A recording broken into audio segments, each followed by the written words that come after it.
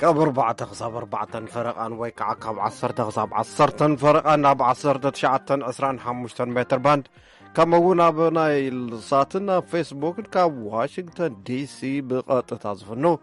ሬድዮ ድምፂ ኣሜሪካ ጀሚሩ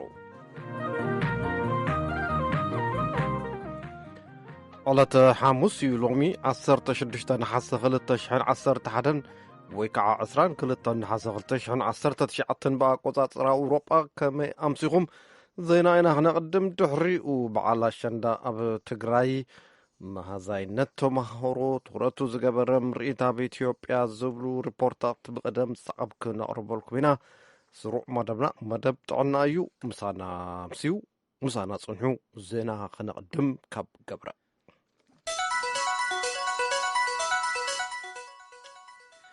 ከመይ ተምሲዩ ዜና እንሆ ኣብ ኢትዮጵያ ክልል ኦሮሚያ ዞባ ምዕራብ ኣርሲ ወረዳታት ሻሸመኔን ሻላን 6 ሰባት ብሕማም ኮሌራ ከም ዝተጠቕዑን ክልቲኦም ሒሽዎም ናብ ገዛውቶም ከም ዝተልኣኹን ሓላፊ ቤት ጽሕፈት ጥዕና ወረዳ ሻሸመኔ ገሊጾም እቲ ሕማም ናብ ካልኦት ከባቢታት ከይጋፋሕ መድሓኒትን ኬሚካላትን ብምክፍፋል ናይ ምክልኻል ስራሕቲ ይካየድ ከም ዘሎ ተፈሊጡ ኣሎ ለበዳ ሕማም ኮሌራ ኣብ ዝሓለፈ ወርሒ ኣብ ዝተፈላለዩ ክፋላት እታ ሃገር ተላዒሉ ጉድኣት ኣውሪዱ ነይሩ ይብል ጸብጻብ ዮናታን ዘብድዮስ ካብ ሐዋሳ ብኻልእ ዜና ኣብ ከተማ ድሬዳዋ ሕማም ቺኩንጉንያን ንምክልኻል ምምሕዳርታ ከተማ ዝገበሮ ነገር የለን ክብል በቲ ሕማም ተታሒዙ ዝነበረ ክገልጽ ከሎ ወናኒ ሓደ ክሊኒክ ከዓ እቲ ለበዳ ገና ጽዕንቱ ይውስኽ ኣሎ ኢሎም ወናኒ ናይቲ ክሊኒክ ናይቲ ውልቂ ክሊኒክ ማለት እዩ ዶክተር ኣቤል መልካሙ ቅድሚ 10 መዓልታት እቲ ሕማም ኣብ ዝተወሰነ ከባቢ እዩ ነይሩ ሎሚ ግን ሓደስቲ ሕሙማት ምፍላጥ ተኻኢሉ ኣሎ ክብሉ ንቪኤ ገሊጾም ሎሚ መግለፂ ዝሃቡ ሓላፍ ቢሮ ጥዕና ዶክተር ፋኣድ ኬድር እውን ኣብ ዝሓለፈ ሰሙን ዝነበረ ቁፅሪ ሕሙማት ሎሚ ናብ 7258 ክብ ኢሉ ኣሎ ኢሎም ጽባሕ ኣብ ምልእትታ ከተማ ወፍሪ ጽሬት ከም ዝካየድ ተገሊጹ ኣሎ ይብል ጸብጻብ ኣዲስ ቸኮል ካብ ድሬዳዋ ናይ ኢትዮጵያ ፌደራላዊ ጠቅላላ ቤት ፍርዲ ሰማዒ ጉባኤ ኣብ መንጎ ዓቃቢ ሕግን ሌተናል ኮሎኔል ቢንያም ተወለ ሓዊሱ ብዝተፈላለዩ መዛግብቲ ዝተኸሰሱ ልዕሊ 20 ተጠርጠርቲ እቲ ዋሕስ ብዝምልከት ትማሉ ሙጉት ሰሚዑ ትክርክር ኣብ መንጎ እኒ ኣስጠራው ከበደ ብዝብል ሽም ዝቐረቡ 24 ሰባት እኒ ሲያምር ጌጤ ብዝብል ሽም ዝቐረቡ 2 ሰባት ከምኡ እውን ናይ ቀደም ምክትል ዳይሬክተር ድሕነት መርበብ ኢንፎርሜሽን ሌተናል ኮሎኔል ቢንያም ተወለን ዓቃቢ ሕግን እዩ ብእኒ ኣስጠራው ከበደን ሲያምር ጌጤን ዝቐረበ ክስታት ብታሕተዋይ ቤት ፍርዲ ፌደራል ዝተፈቐደ ናይ ዋሕስ መሰል ላዕለዋይ ቤት ፍርዲ ነቲ ጉዳይ ብዝርዝር ከይመርመረ ንናይ ዓቃቢ ሕጊ ይግባይ ምቕባሉ ናይ ሕጊ መሰረት የብሉን ክብሉ ጠበቓ ናይቶም ተጠርጠርቲ ኣቶ መስፍን ገበይሁ ንቪኤ ገሊጾም ኣብ ዝሓለፈ ሰነ ተፈጺሙ ዝተባሃለ ፈተና መፈንቅለ መንግስትን ኣብ ባህር ዳርን ኣዲስ ኣበባን ብዝተፈጸሙ ቅትለትን ብገበን ሽብር ጠርጢሮም ኣለኹ ክብል እቲ ዓቃቢ ሕጊ ኸሲስዎም ኣሎ እቲ መጋባእያ ኣብ መንጎ ዓቃቢ ሕግን ሌተናል ኮሎኔል ቢንያም ተወልደን ዝተለዓለ ሕቶ መሰል ዋሕስ ክርክር ሰሚዕ ኣሎ ዓቃቢ ሕጊ ቅድም ክብል ላዕለዋይ ቤት ፍርዲ ፌደራል ፈቒዱሎም ዝነበረ መሰል ዋሕስ ንጠቕላላ ዓቃቢ ሕጊ ጥርዓን ብምቕራቡ ከም ዝኣገዶ ዝዝከር እዩ እቲ ቤት ፍርዲ ናይ ክልቲኦም ክርክር ምስ ሰምዐ 22 ናሓሰ 2011 ዓ.ም ቆፀሮ ሂብሎ ናይ ቀደም ምክትል ዳይሬክተር ድሕነት መርበብ ኢንፎርሜሽን ኮሎኔል ቢንያም ተወለ ንልዕሊ 1 ዓመት ኣብ ቤት ማእሰርቲ ይርከቡ ዓቃቢ ሕጊ ብሓሙሽተ ዝተፈላለዩ ናይ ግዕዜናን ካልኦት ገበናትን ከሲስዎም ኣብ ምክርኻር ይርከቡ ይብል ጸብጻብ መለስካቸው ኣምሃ ናይ ኤርትራ ሚኒስትሪ ወጻኢ ዑስማን ሳሊሕን ፕሬዚዳንታዊ ኣማኻሪ የማነ ገብረኣብን ዝሓቆፈ ላዕለዋይ ልኡኽ ኤርትራ ምስ ፕሬዚዳንት ልኡላዊ ቤት ምክሪ ሱዳን ጀነራል ዓብዱልፈታሕ አልቡርሃን ሎማዓንቲ ሓሙስ ኣብ ካርቱም ብምርኻብ ምዝርራቦም መርበብ ሓበሬታ ሚኒስትሪ ሓበሬታ ኤርትራ ሻባይት ኣፍሊጣ ኣብ ቤተ መንግስቲ ካርቱም ኣብ ዝተኻየደ ርክብ እቲ ልኡኽ ፕሬዚዳንት ኢሳያስ አፈወርቂ ሓባራዊ ርክባትን ዞባዊ ምትሕባርን ኣስተዋጽኦ ዝገብር ታሪኻዊ ዓወት ህዝቢ ሱዳን ዝገልጽ ናይ እንኳዕ ሓጎሰኩም መልእኽቲ ኣረኪቡ ፕሬዚዳንት ዓብዱልፈታሕ አልቡርሃን ምሕያር ርክባት ምስ ኤርትራ እምነ ኩርናዕ ፖሊስ ወጻኢ ሱዳናውያን እዩ ኢሎም ኣለዉ መራሕቲ ኡጋንዳን ሩዋንዳን ሓበራዊ ዶብ ክልቲአን ሃገራት 6 ወርሒ ድሕሪ ተዓጽዩ ምቕናዩ ሰነድ ስምምዕነት ከቲሞም ግን ንተንተንቲ ፖለቲካን ቁጠባን እንታይ ኮን ይስዕብ ዝብል ሻቆሎት ፈጢሩሎም ኣሎ ወኪልና ሓሊማ ኣትማኒ ካብ ካምፓላ ዝለኣኸቶ ሪፖርት በትረ ስልጣን ካቕርቦ እዩ ፕረዚደንት ዮዌሪ ሙሴቬኒን ፕረዚደንት ፖል ካጋሜን እዮም ነቲ ሰነድ ትማል ረቡዕ ፈሪሞሞ እንተኾነ ኣብ ክልቲአን ሃገራት ተጠራጠርቲ ኣለዉ ክልቲኦም መራሕቲ ሓንቲ ንናይታ ካልእ ሃገር ሉዓላውነት ከተኽብር ሓንቲ ነታ ካልእ ሃገር ካብ ምህዋኽ ንኽትዕቀብ እውን ይጽውዕ እቲ ሰነድ ተንተንቲ ግና እቲ ውዕል ዶብ ክልቲአን ሃገራት ንክዕጾ ጠንቂ ንዝኾነ ኣገዳሲ ጸገም ኣይጠቐሰን ይብሉ ኣብ ዞባዊ ርክባት ንግዲ ዝነጥፍ ትካል ዶብ ምስ ተዓጽወ ንዘጋጠመ ጸገም ብሕልፊ 6,000 መረረታት 700ታዊ ደቂ ኣንስትዮ ዘቕረብኦ ስምዕታ ሰኒድ ኣለኹ ይብል ወኪል እቲ ትካል ከምዚ በለ The East African Court of Justice should pronounce itself that no such a thing should ever. ቤት ፍርዲ ምብራቕ ኣፍሪቃ ከምዚ ዓይነት ነገር ካልኣይ ክድገም የብሉን ኢሉ ክብይን ኣለዎ ካልኣይ ኣዝዩ ኣገዳሲ ነገር ዝተበደሉ ካሕሳ ክረኽቡ ይግባእ ሚኒስትሪ ንግዲ ኡጋንዳ ከም ዝገለጾ ምዕጻብ ዶብ ምስ ሩዋንዳ $920 ሚልዮን ኪሳራ ከም ዘውረደ ኣፍሊጡሎ ድሕሪ ምዕጻውቲ ዶብ ክልቲአን ሃገራት ገበናት መጭወይቲ ማእሰርቲ ቅትለትን ስለያን ከም ዝተፈጸመን ይካሰሳ ኣለዋ ፕረዚደንት ሙሴቬኒ ብወገኖም ምስ ጸረ ካጋሜ ከም ዝተራኸቡ ኣሚኖም እንተኾነ ዕልዋ ኣብ ሩዋንዳ ከም ዘይቕበሉ ገሊጾም ኣብ መወዳእታ ዜና ስፖርት ኣብ ከተማ ኣስመራ ይካየድ ኣብ ዘሎ ውድድር ኩዕሶ እግሪ ሴካፋ ሎሚ ኣብ ምድብ ሓደ ኣብ ዝተኻየደ ጸዋታ ኬንያ ንኤርትራ 2-1 ስዒራታ ኣላ በዚ ከዓ ኬንያ ንፍርቂ ፍጻመ ሓሊፋላ ኤርትራ ኣይሓለፈትን ብርሃነ በርሀ ሓፂር ጸብጻብ ልኢኹሎ ኣብ ስታዲየም ኣስመራ ካብ ጻፍ ንጻት ብዝመልእ ኣሽሓት ደገፍታት ዓጂባ ጸወታ ኣዘካየደት ሃገራዊት ጋንታ ኤርትራ ተደጋጋሚ ፈተነታት እንተገበረት እኳ ሓላውድታት ኬንያ ከም ከነን ብምኽኣሉ ከተሰዓር ተገዲዳ ሃገራዊት ጋንታ ኤርትራ ቅድሚ ዕረፍቲ ንዝኣተወታ ሸቶ ኣሕውያ ሓደ ማዕረ ክትከውን ክኢላ እኳ እንተነበረት ጸወታ ክዛዘም 1 ደቂቕ ምስ ተረፎ ሃገራዊት ጋንታ ኬንያ ካልአይቲ ሸቶ ብምቁጻር እቲ ጸወታ 2-1 ተዛዚሙ ብኻልእ ጸወታ ሃገራዊት ጋንታ ሶማልያ ንሃገራዊት ጋንታ ሱዳን 2-0 ስዒራታ بمسارات كساحجي تغيرو زلو ناي مدب حدا صوتاتات كينيا ب4 صوتا ب11 نطب 8 صبللتا جول قداميتي بروندي ب3 صوتا 7 نطبي 4 صبللتا جول كاليتي ارترا ب3 صوتا 3 نطبي سالسيتي صوماليا ب3 صوتا 3 نطبي رابعيتي سودان ب3 صوتا 0 نطبي حامشيتي ترتا هيزن ኣለዋ بمسارات وطي زلو مدب صباح تنزانيا مس رواندا اوغاندا مس دبوب سودان كصاوتاين برهانه برها ندمص امريكا كابسمرا زينب زيزازم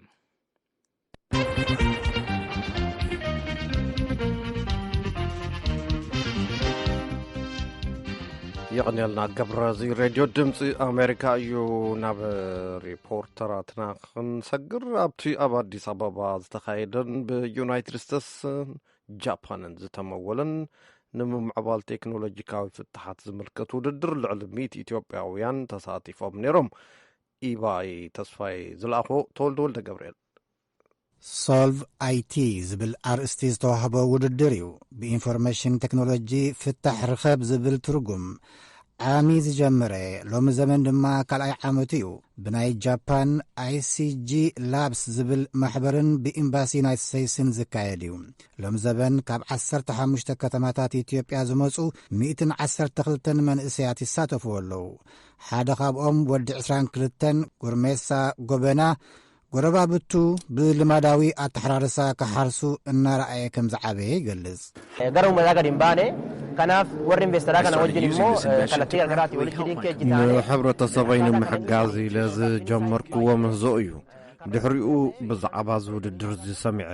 ንፈጠራታተይ ክሕግዙኒ ምስ ዝኽእሉ ዝተፈላለዩ ትካላት ክራኸብ ዕድል ዝፈጥረለይ ምዃኑ እውን ፈሊጠ ድሕሪኡ ንሓረስቶት ጸገማቶም ክፈትሑ ንምሕጋዝ ማለት እዩ ጉርሜሳ ጎበና ካብ መንጎቶም ኣብቲ ውድድር ምህዞታቶም ዘቕረቡ ሓደ እዩ እቲ ብጃፓንን ዩናይትድ ስቴትስን ዝተመወለ ውድድር ኢትዮጵያውያን መንእሰያት ንኮሚኒታዊ ብድሆታቶም ቴክኖሎጂካዊ ሰረት ዘለዎ ፍታሕ ከናዲሉ ዘተባብዕዩ ታኩማ ተራኩባ ካብ ትካል አህጉራዊ ምትሕብባር ጃፓን እዩ Everyone to change the world everyone has good solutions firstly ነፍስ ወከፍ ሰብ እቲ ፍልጠትን እቲ ንዓለም ንምቕያር ድልየት ኣሎ ነፍስ ወከፍ እውን ጽቡቕ ፍትሕ ኣሎ እቲ ቀንዲ ነገር እቶም ተጠቀምቲ ክፈትሕዎ ዝደልዩ ጸገም ብኸመይ ይፈትሕዎ ዝብል እዩ ካልእ ተሳታፊ ድማ ጓል 23 ደራርቱ ደረጃ እያ ንሳ ድሕሪ ሕርሲ ብሰንኪ ምፍሳስ ደም ኣብ ኣዴታት ዝስዕብ ሞት ክተጉድል ትደሊ ይሄ ደም ፍሰት ደግሞ በትክክል ኮንትሮል ካረግነው ማንም መናፋት ማለት ነው ምፍሳስ ደም ኣብ ትክክለኛ ሓበሬታ ዝተመርኮሰ ሕክምና ተጠቂምካ ክትሕክሙ እንተኽኢልካ ብዙሕ ህይወት ከነድሕን ንኽእል ኢና ኣደይ ንዓይ ክትወልድ ከላ ዘጋጠማ ፀገም እዩ ስለዚ ኣነ ንሞያይ ተጠቂመ ነቲ ኩነታት ክቕይሮ ደልየ ደራርቱ ንድሕሪ ሕርሲ ዝከታተል ሓደ መሳርሒ ክሰርሕ ክኢላ ኣምባሳደር ዩናይትድ ስቴትስ ንኢትዮጵያ ሚካኤል ሬይነር ኢትዮጵያ ንእተካይዶ ዘላ ፖለቲካውን ኢኮኖሚያውን ለውጥታት ዝሓገዝን ፈጠራታት ቴክኖሎጂን ኣገዳሲ እዩ ይብል ኣምባሳደራት ጃፓንን ዩናይትድ ስቴትስን ነቶም 3 ቀዳሞት ተዓወቲ ናይ ጥረ ገንዘብ ሽልማት ዓዲሎም ኣለዉ ንቐዳማይ ደረጃ $3,400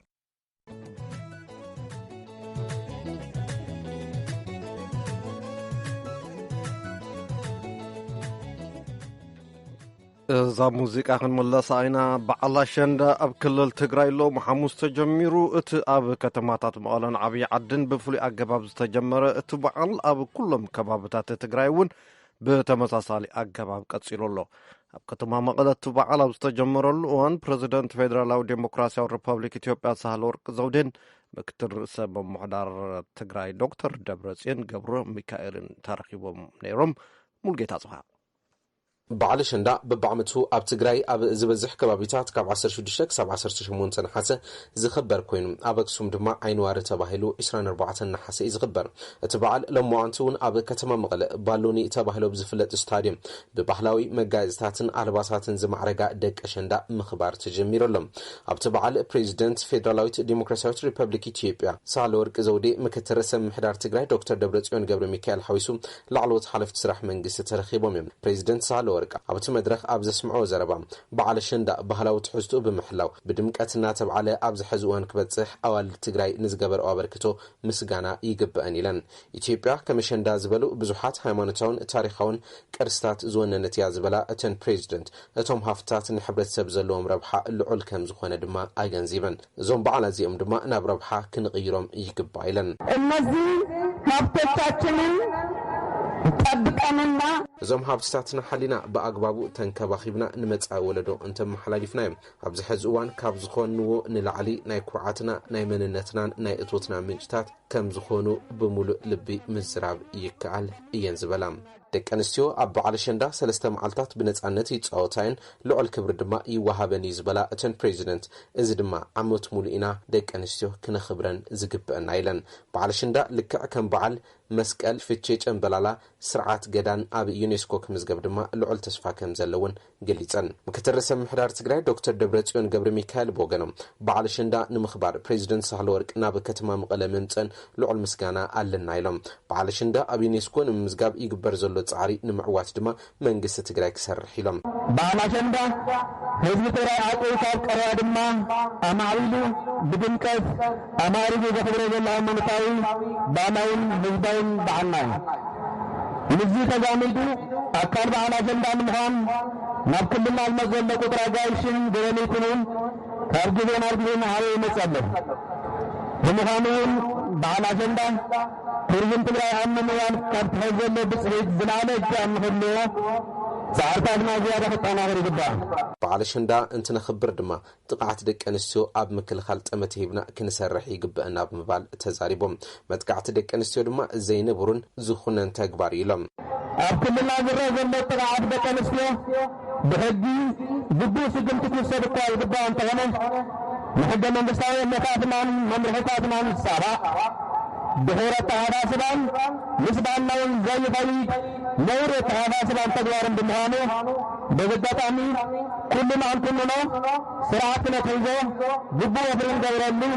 በየዕለት እዚ ቃል ክንኣቱ ይግባእ ደቂ ኣንስትዮ ትግራይ በዓል ኣሸንዳ ክብርታቱ ተሓልዩ ንወለድታት ክሰግረ ካብ ምግባር ብተወሳኺ ኣብዚ ሕዚ እዋን ውሑስ ሰላም ንምስፋን ይግበረ ብዘሎ ጻዕሪ ልዑል ኣበርክቶ ይፍጽም ኣለዋ ኢሎም ደቂ ኣሸንዳ ምእንተ ፍትሒ ሰላም ምርጋጽ ልምዓትን ሓድነትክን ሓሊኽን ክትኸዳ ኣለክን ድማ ኢሎም እቲ በዓል ኣብ ትግራይ ኣብ ዝተፈላለዩ ከተማታትን ገጠር ኣወዳታትን ይኽበር ዘሎ ኮይኑ ኣብ ከተማ ዓብይ ዓዲ ይኽበር ዘሎ ድማ ካብ ክልል ኣምሓራ ሰቆጣ ዝመጹ ጉጅለ ልኡኽ ይሳተፈሎም ካብ አዲስ አበባ ናብ ከተማ መቀለ መንገዲ ኣየር ኢትዮጵያ ካብ ዝሓለፈ ዓርብ ጀሚሩ በረራ ምውሳኽ ንበዓል ኣሸንዳ 9 በረራታት ከም ዘካየደ ምንጭታት ንቪኦኤ ገሊጾም እቲ በዓል ብሰላማዊ መንገዲ ክዛዝም ድማ ጥቡቅ ሓለዋ ጸጥታ ይካየደሎም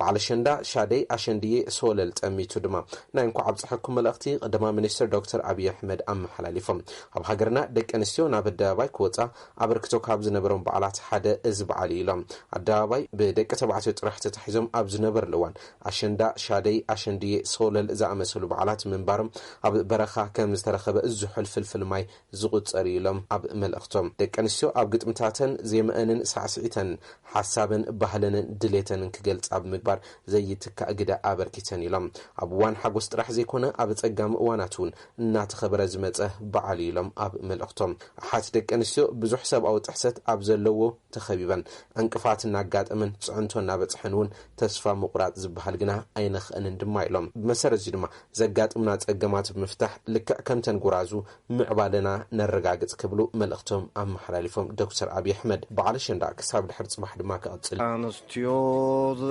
ዝስዕስዓሉን ዝሕጎሳሉን ወቅቲ እዩ ሬድዮ ድምፂ ኣሜሪካ ካብ ዋሽንግተን ዲሲ ትከታተሉ ኣለኹም ናብ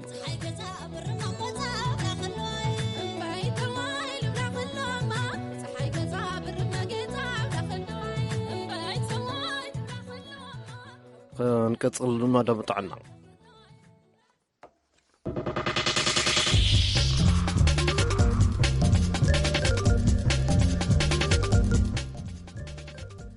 ኣብ ገማግም ባሕሪ ግዜ መሕላፍን ሳዕስዒትን ቃንዛ ፍርህን ቀቢጸ ተስፋን ዘውግድ እዩ ኣብ ዩናይትድ ስቴትስ ክፍለ ግዝኣት ካሊፎርኒያ ከተማ ሎስ አንጀለስ ቴራፒስቲክ በዓልቲ ሞያ ሕክምና መንቅስቓስ ሳዕስዒት ጁልያ ቪሽናቭስኪ ኣብ ህይወቶም ብኸመይ ሰላም ከም ዝኾኑን ጭንቀት ኣእምሮም ንምንካይን ንሕሙማት ኣብ ምሕጋዝ ትርከብ አንጀሊና ባክሶረኒ ሳዕስዒት ዘሎ ሓይሊ ምሕካም ንምርኣይ ፈቲናላ መኒ ኣፈወርቂ ተርጊማ ክተቕርቦ እያ ጁልያ ቪሽነስፖልስኪ ከም እትብሎ ሕድሕድ ምንቅስቓስ ንዕላማ ዘገልግል እዩ ሙዚቃ ኣብ እዛና ብመስምዒ ወይ ከዓ ሄድፎንስ እናሰምዐት እውን ብስምዒት ትወዛወዝ ወይ ትንቀሳቐስ እዚ ከዓ ንጭንቀትን ውሽጣዊ ሸቐልቀል ወይ ከዓ ምርባሽ ከም ዝነከየላ ትዛረብ My father died unexpectedly 9 years ago, and I realized dancing... ኣቦይ ብድንገት ቅድሚ 9 ዓመት ይመይቱ ሙዚቃን ሳዕስዒትን ወይ ከዓ ምውዝዋዝን ንዘለኒ ሓዘንን ጓህን ምርባሽን ንኽንኪ ከም ዝሓገዘኒ ኣስተውዒለ ኣብ ዝወዛወዘሉ ወይ ከዓ ዝስዕስዓሉ እዋን ንርእሰይ ብዝሐሸ የለሊ ትብል ጁልያ ከም ሆቢ ማለት ከም ልማድ ንመዘናግዒ ወይ መሕለፊ ግዜ ዝጀመረቶ ከዓ ናብ ሞያ ቀይራቶ ብሳዕስዒት ምንቅስቓስ ቴራፒ ወይ ከዓ ሕክምና ጥዕና ኣእምሮን ተማሂራ ብድግሪ ተመሪቃ ኣብ ሞያ ስነ ጥበባዊ ምውዝዋዝ ወይ ከዓ ሳዕስዒት ኮይና እውን ተገልግል ብጥንቃቐ ፍጹም ዝሰማማዕ ክፍሊ ኣብ ካሊፎርኒያ ከተማ ሎስ አንጀለስ ገምገም ባሕሪ ቬነስ እውን መሪጻላ We study the strong interconnection between body movement and emotion. ኣብ መንጎ ውሽጣዊ ስምዒትን ምንቅስቓስ ወይ ከዓ ምውዝዋዝ ኣካልን ሓያል ምትእስሳር ከም ዘሎ ኣጽኒዕና ንተስፋ ምቁራጽ ጭንቀት ኣእምሮን ብቁልዕነት ዘጋጠመ ስምባድን ንምውጋድ ከዓ ሙዚቃን ሳዕስዒትን ከም ዝሕግዝ ተረዲእና ኣብ ንስዕስዓሉ እዋን ገለ እዋን ብቓላት ክንገልጾ ዘይንኽእል ኣዝዩ ኣጸጋሚ ዛንታ ወይ ታሪኽና ክንገልጽ ንኽእል ኢና ትብል ጁልያ በብሶንዩ ዓሰርተታት ገለ እዋን እውን ኣማእት ሰባት ናብቲ ገምገም ባሕሪ ይመጹ ኣብ እዛኖም ከዓ መስምዒ ብምግባር ሙዚቃ ይሰምዑን ሕክምናዊ ሳዕስዒት ይለማመዱን ክፍሊት እቲ ትምህርቲ ሳዕስዒት $20 እዩ ግን ገለ እዋን እውን ገለ ሰባት ክኸፍሉ እንተዘይክኢሎም ብነፃ ንኽካፈሉ ይፍቀድ እዩ ጁልያ ክመጽእ ዝደሊ ሰብ እንተሎ ክመጽእ ኣለዎ ትብል ዲጄይ ነቲ ሙዚቃ የጻውት እቶም ዝስዕስዑ ከዓ ብመስምዒ ኣብ እዛኖም ገይሮም ይሰምዕዎ። እታ በዓልቲ ሞያ ሕክምና ሳዕስዒታዊ ወይ ከዓ ምንቅስቓሳት ተርእዮም እሞ ንሳቶም ከዓ ከምቲ ንሳት ገብሮ ወይ እውን ዝስምዖም ገይሮም ይስዕስዑ። በዚ ከዓ ዘለዎም ውሽጣዊ ስምዒታዊ ቃንዛ ይፍወሱ። ሓንቲ ካብቶም ተኻፈልቲ ክርስቲና ወንበር ከምዚ ትብል I feel free. I feel open. I feel as though ነፃ ከም ዝኾንኩ ተሰሚዕኒ፣ ግልፂ ዝኾንኩ እውን ኮይኑ ተሰሚዕኒ። ሰብ ምዃነይ ንባዕሉ ዝፈጥረለይ ጭንቀት ተሓፂቡ ዝኸይ ዘሎ ኮይኑ ይስማዓኒ። ይፍለጠካ እዩ ገለ ግዜ ሰባት ካብ ስምዒት ዝተላዕለ ይበኺኦም፣ ሽዑ እቲ ዝነበሮም ቃንዛ ይቐለሎም፣ መፂኩም ክትፍትንዎ ትኽእሉ ኢኹም ትብል። ካልእ ኤድጋርድ ዝተባሃለ ተኻፋሊ እውን ከምዚ ይብል free, I guess, like nobody's around me and I'm just dancing, I'm just in the ocean. ናጽነት ዝስማዓካ ከምዚ ኣብ ከባቢይ ሰብ ዘየለ ንበይነይ ዘለኹ ኮይኑ ይስማዓኒ። ኣብ ባሕሪ እየ ዘለኹ፣ ይሕጸብ ከም ዘለኹ እዩ። ኣዝዩ ግሩም እዩ። ንተዓዘብቲ ሙዚቃ ዘይብሉ ሳዕስዒት እዩ ዝመስሎም፣ ግን ነበርቲ እቲ ከባቢ ለሚዶሞ እዮም። መሳርሒ ሙዚቃ ቫዮሊን ዝጻወት ዲጄ ዴቭ ከም ነቶም ንሕክምና ሳዕስዒት ኢሎም ዝመፁ ሙዚቃ ክጻወት ከሎ ሕጉስ እዩ። ገለ ግዜ እውን ሙዚቃ ንባዕሉ ዝሓገዘሉ እዋን ከም ዝነበረ እውን ይዛረብ። 3 years ago, I had a ischemic stroke, a blood clot in my brain, and made 3 ዓመታት ይገብር ወቕዒ ኣጋጢሙኒ ነይሩ። ኣብ ሓንጎለይ እውን ደም ረጊኡ፣ የመናይ ወገን ኣካላተይ ለሚሱ ነይሩ። ስለዚ ነቲ ኣካለይ ምስ ኣእምሮይ ንምርኻብ ኣዝየ ኣበርቲዐ ሰሪሐ። ነዚ ድሕሪ ምግባረይ እንደገና ክሓዊ ክኢለ ኣለኹ።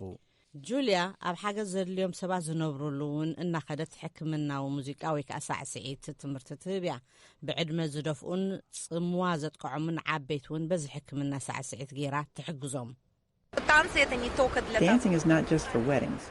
Dancing works no matter what mood you're in. ሳዕስዒት ኣብ መርዓ ጥራሕ ኣይኮነን ዝስዕሳዕ። ሳዕስዒት ክህሉ ዘለዎ ኣብ ዝኾነ ይኹን እዋን ስምዒታዊ ኩነታት ንሃሉ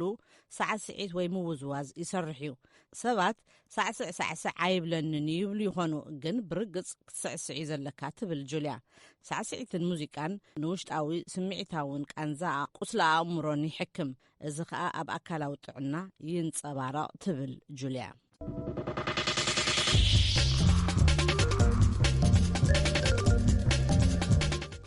መደብ ጥዕና ካብ ቪኦኤ ትከታተሉ ጸኒሕኩም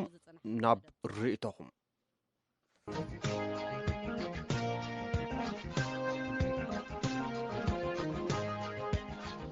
هلو ربيع أمريكا كمين لهم ኣብ መቐለ ዝነብሩ ኤርትራውያንን ኣብ መቐለ ዝነብሩ ኢትዮጵያውያን ማለት ተዛሩን ኣቕሪብኩም ሰሚዕናዮ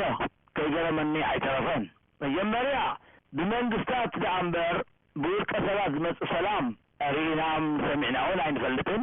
መንግስታት ወከልቲ ናይ ህዝቦም እዮም። ካልኣይ ኣብ ስደት ተዓቂቦም ዘለዉ ኤርትራውያን ብሓቂ ኣሚኖምሉ እዮም ከምኡ ዝብሉ ዘለዉ ክብለኩም ዝኽእል ኤርትራዊ የለን። ኣሚኖምሉ ክኾኑ ይኽእሉ እንዲኦም ሰላም ማለት ጽቡቕ እንዲዮ ግን መን እዩ እምነት ዘለዎ ኣብዚ ጉዳይ እዚ? መን ይፈልጥ ሓደ ነገር ተተረኽበልካ ምጽባይ እንዲ ዘሎ ናይ ስርዓት ወያኔ እዚ ኣይጽቡቕን ኢለ ትኽልቲኡ ህዝቢ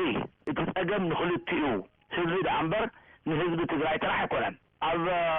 ኤርትራ ከባቢ ዝኣተወ እውን ኣሎ ዝበሃል ኢትዮጵያ እሞ እንድሕር ከምኡ ኮይኑ ዋላ ሓንቲ ገዛ ኣብ ክልተ ትመቐሊልካ ሰላም እዩ ዝዓቢ እታ ገዛ ይትዓቢ ናይ ካብቲ ሰላም እዚ እንተዝፍጸም ደኣ እምበር ሓደ ኢትዮጵያዊ ትግርኛ ዝዛረብ ማለት ትግራዋይ ንብለኩም ነርና ኢሎም ተጣዓይሶም ምቕረይ ተሓቲቶም ኢሉና እዚ ሓቶት እዩ ካብ ሓቂ ዝረሓቐ እዩ። ዝኸበርኩም መደብ ቋንቋ ትግርኛ ቪኦኤ በቃ ብጣዕሚ ትነኽብረኩምን ዝፈትወኩምን እኮ እቲ ጥዑም መደባት ስለ ተምፅኡ ህዝቢ ብልሕ ብልሕ ዝበልውን ህዝቢ ዘቀራርቡ ስለ ተምፅኡ እኮ እዩ። ስለዚ ኣነ ብምሉእ እዚ ብረብዕ ዘቐረበ ህዝቢ ኣብ ፌስቡክ ይከታተለ ኩሉ እቲ ዝብሎ ኣነ ኣብኡ ፀኒሕኒ እፅሕፎ ብምሉእ እዚ ዝብልዎ ዝነበሩ ሓሳብ እንዳቕረብኩ ብኮሜትን ገለን ብኣካል ዝካትዑን ደቕ ኢለ ዝካትዖምን መቀራረብ ናይ ህዝቢ እዚ ነቲ ዝነበረ ኣረጊት ታሪክ ጉሒፍካ ሓዱሽ ታሪክ ዘቀራርበካ ዝህላዊ እንዳበልኩ ዝተፈላለዩ ሰባት የረድየ እንተብፅሑ እንደብኣካል ማለት ስለዚ ብጣዕሚ ኢና ነመስግን። ሓቀኛ መደብ ምፅኢኹም ኩሉ ሓቀኛ መደብ ትመፁ ዘርአይ ደረስካኒ ፌስቡክ ዝፈልጠካ ኣጆኻ ህዝብኻ ተቀራርብ ትገብሮ ዘለካ ብጣዕሚ ሓያል ሰብ ኢኻ ይቐኒልና ካልኦትኩም ከምኡ ማለት እዩ።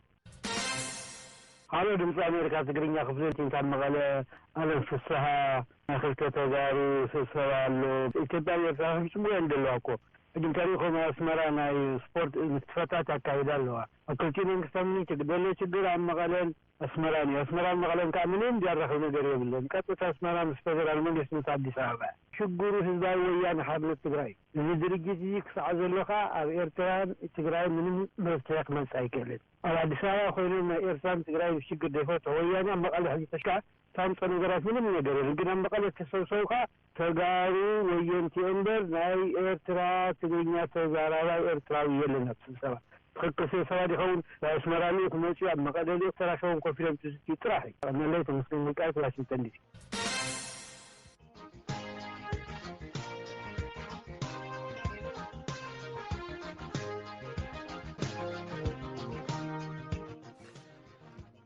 VOA ትከታተሉ ጽንሕኩም ካብ ዋሽንግተን ዲሲ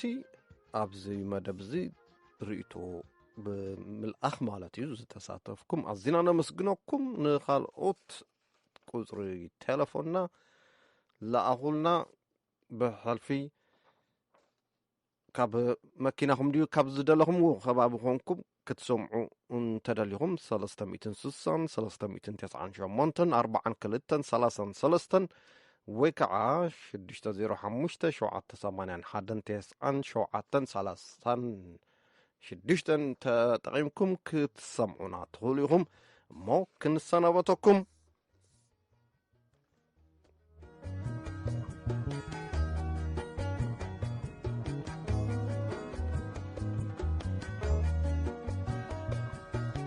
شكيزنتنوحك كابز باللي كباقي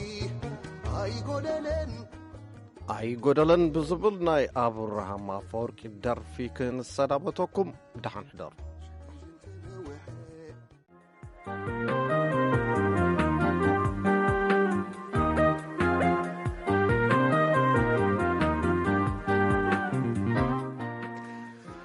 ካብ 4 ክሳብ 4 ፈረቓን ወይ ከዓ ካብ 10 ክሳብ 10 ፈረቓን ናብ 1925 ሜትር ባንድ ከምኡውን ኣብ ናይ ሳትን ኣብ ፌስቡክን ካብ ዋሽንግተን ዲሲ ብቐጥታ ዝፍኖ ሬድዮ ድምፂ ኣሜሪካ ጀሚሩ ዕለተ ሓሙስ እዩ ሎሚ 16 ናሓሰ 2011 ወይ ከዓ 22 ናሓሰ 2019 ብኣቆጻጽራ ኣውሮጳ ከመይ ኣምሲኹም ዜና ኢና ክነቕድም ድሕሪኡ በዓል ኣሸንዳ ኣብ ትግራይ መሃዛይነት ተማህሮ ትኩረቱ ዝገበረ ምርኢት ኣብ ኢትዮጵያ ዝብሉ ሪፖርታት ብቀደም ሰዓብ ክነቕርበልኩም ኢና ስሩዕ መደብና መደብ ጥዕና እዩ ምሳና ምሲው ምሳና ጽንሑ ዜና ክነቕድም ካብ ገብረ